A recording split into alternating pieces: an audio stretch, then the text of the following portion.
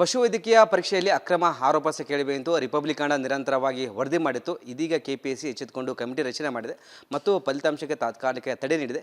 ಈ ಒಂದು ವಿಚಾರವಾಗಿ ನಮ್ಮ ಜೊತೆ ಈಗ ಕೆಪಿಎಸ್ಸಿ ಕಾರ್ಯದರ್ಶಿಯಾದ ಜ್ಯೋತಿ ಇದ್ದಾರೆ. ಅವರನ್ನೇ ಮಾತಾಡಿಸ್ತೀನಿ. ಮೇಡಮ್ ನಮಸ್ತೆ. ಈಗ ರಿಪಬ್ಲಿಕ್ ನಿರಂತರವಾಗಿ ಅವರು ಒಂದು ಕಡೆ ಸುದ್ದಿ ಬಿತ್ತರ ಮಾಡಿತ್ತು. ಈ ಒಂದು ವಿಚಾರವಾಗಿ ನಿಮ್ಮ ಗಮನಕ್ಕೂ ತಂದಿತ್ತು. ಈಗ ನೀವು ಕಮಿಟಿ ರಚನೆ ಮಾಡಿದ್ರಿ, ಮತ್ತೊಂದು ಕಡೆ ಫಲಿತಾಂಶಕ್ಕೆ ಈಗ ತಾತ್ಕಾಲಿಕವಾಗಿ ತಡೆ ತಿಂದಿರಿ.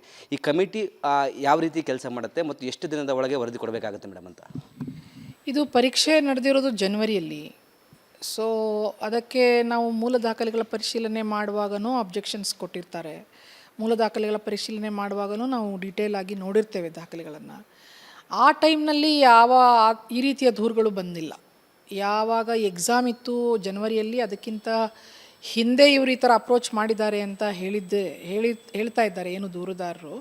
ಆವಾಗಲೇ ಬಂದಿದ್ದರೆ ಸ್ವಲ್ಪ ಇನ್ನೂ ಹೆಚ್ಚಿನ ಎಚ್ಚರಿಕೆಯಿಂದ ತನಿಖೆ ಮಾಡಿಸ್ಬೋದಾಗಿತ್ತು ಅಥವಾ ಅಲ್ಲೇ ತಡೆ ಹಿಡಿಬೋದಾಗಿತ್ತು. ಬಟ್ ಈಗ ನಾವು ಪ್ರಾವಿಷನಲ್ ಲಿಸ್ಟ್ ಅನೌನ್ಸ್ ಮಾಡಿದ ಮೇಲೆ ನನಗೆ ನೆನಪಿರೋ ಹಾಗೆ 22/5 ಅಥವಾ 29/5 ಅವರು ನಮಗೆ ದೂರು ಕೊಟ್ಟಿದ್ದಾರೆ. ಕಾಂತಕುಮಾರ್ ಅವರು ಬಂದು ಅದನ್ನು ಆಡಿಯೋ ಹಾಕಿ ಕೊಟ್ಟಿದ್ದಾರೆ. ಸೊ ಇದು ಇತ್ತೀಚೆಗೆ ಬೆಳಕಿಗೆ ಬಂದಿದ್ದು ಅಂತಲ್ಲ, ಇದಕ್ಕೆ ಮುಂಚೆನೇ ಅವ್ರು ಕೊಟ್ಟಿದ ಮೇಲೆ ತಕ್ಷಣವೇ ದೂರು ದಾಖಲು ಮಾಡಿದ್ದೀವಿ. ಅವರು ಅರೆಸ್ಟು ಮಾಡಿದ್ದಾರೆ, ಇಬ್ಬರು ವ್ಯಕ್ತಿಗಳನ್ನು, ಆರಿಫ್ ಮತ್ತು ಇನ್ನೊಬ್ಬರನ್ನು ಹೆಸರು ಅವ್ರು ನನಗೆ ನೆನಪಿಲ್ಲ, ಮಾಡಿದ್ದಾರೆ. ವಿಚಾರಣೆ ಶುರುವಾಗಿದೆ.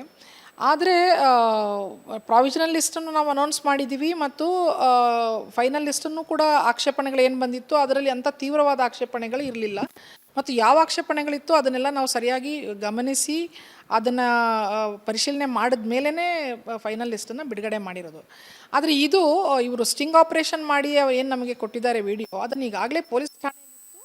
ಬಟ್ ಈಗ ಲಿಸ್ಟ್ ಅನೌನ್ಸ್ ಇನ್ನೂ 29 ಜನದ್ದು ಏನು ಹೇಳ್ತಾ ಇದ್ದಾರೆ ಅದ್ರ ಬಗ್ಗೆ ನಮ್ಮ ಹತ್ರ ಏನೂ ಸಾಕ್ಷಿ ಇಲ್ಲ.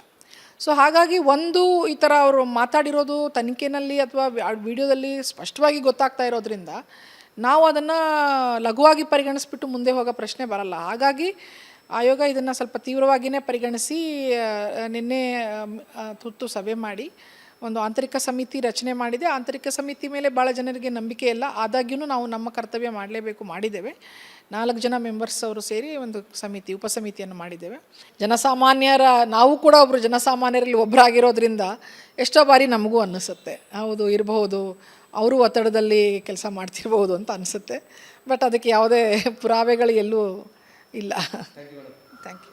ಇದಿಷ್ಟು ಕೆಪಿಎಸ್ಸಿ ಕಾರ್ಯದರ್ಶಿಯಾದ ಜ್ಯೋತಿ ಅವರ ಮಾತಾಗಿತ್ತು. ಕ್ಯಾಮ್ರಾ ಪರ್ಸನ್ ಕೃಷ್ಣ ಜೊತೆ ವೀರೇಶ್, ರಿಪಬ್ಲಿಕ್ ಬೆಂಗಳೂರು.